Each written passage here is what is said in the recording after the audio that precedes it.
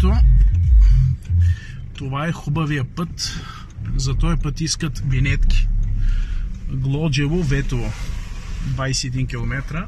Сега ще снимаме дупките, да ги види Апи, дето искат пари за винетки.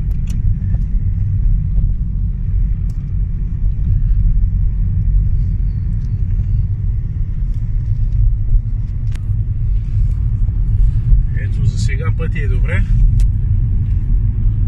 Пак има дупки тук-там, но за сега е добре.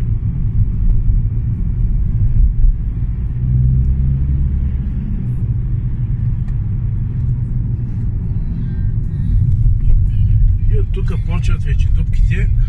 Ляво ли да минеш, дясно ли да минеш.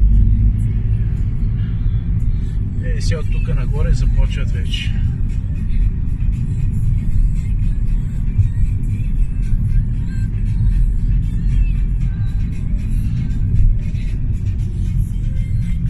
Тук започват дупките вече. С 5 ли да караш, с 10 ли да караш.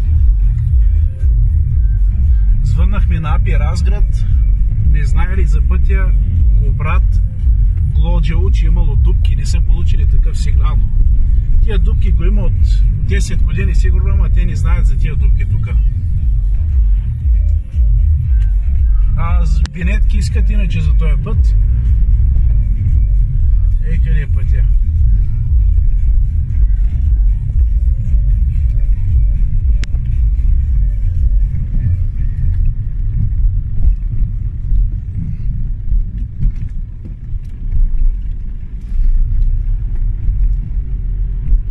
Къде са дупките?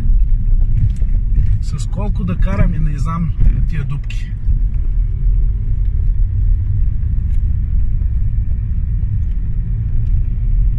Десет километра дупки.